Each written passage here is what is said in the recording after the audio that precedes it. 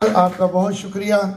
آپ نے ایک اچھی نشست کا اہتمام کیا کہ پاکستان زندہ باد کے لیے، اور انشاءاللہ تعالی آنے والے اگلے کچھ دنوں میں پاکستان تحریک انصاف کی طرف سے پورے اوورسیز کے اندر پاکستان زندہ باد ریلیز کا انعقاد کیا جائے گا. یہ میں آفیشیل اعلان کر رہا ہوں.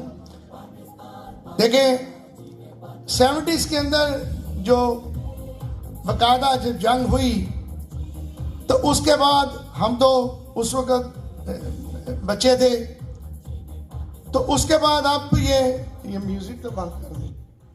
اس کے بعد یہ باقاعدہ ہم نے جو جنگ دیکھی، اور پہلے 3 دن ہم لوگ پریشان تھے کہ اللہ رحم کرے. کیا بات ہے کہ انڈیا بار بار کشمیر کے اندر جس طریقے سے انہوں نے اور پاکستان کے اندر گھس کر ڈرونز جو پھینکے، اس کو پاکستان ریٹیلیٹ نہیں کر رہا، مقابلہ نہیں کر رہا، جواب نہیں دے رہا.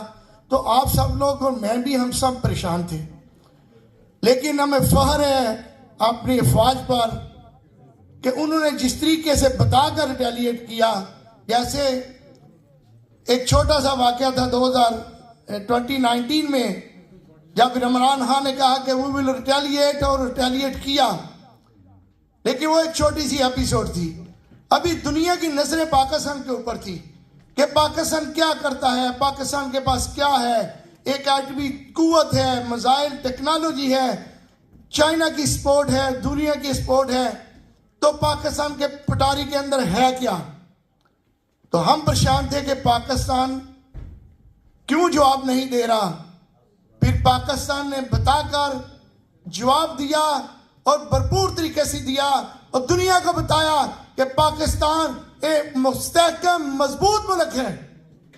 اور پاکستان کی جو افواج ہیں، جو پاکستان کی ایئر فورس ہے، وہ اس کے پاس صلاحیت ہے کہ وہ انڈیا کے کسی خطے میں جا کر وار کر سکتی ہے. اور پاکستان نے جس طریقے سے انڈیا کے اندر جا کر ان کے اوپر حملہ کیا، اور جو میزائل ٹیکنالوجی استعمال کی، 2 دن کے اندر ہی، بلکہ 1 دن کے اندر ہی دنیا جاگ گئی. اور صاحب بہادر جو ڈیفائن اتھارٹی ہے امریکہ سے آ گیا کہ جلدی اس کی جنگ بندی کی جائے اور سیز فائر ہو جائے. اچھی بات ہے. دیکھیں جنگوں کے اندر نقصان ہوتا ہے، قربانیوں کے بغیر آزادی نہیں ملتی. پاکستان میں جو لوگ شہید ہوئے، ہمیں اس کا افسوس ہے، ہم ان کے ساتھ ہمدردی رکھتے ہیں. لیکن ایک بات کی طرف کسی کی نہیں گئی کہ کم دنیا کو جاگی ہے کہ سیز فائر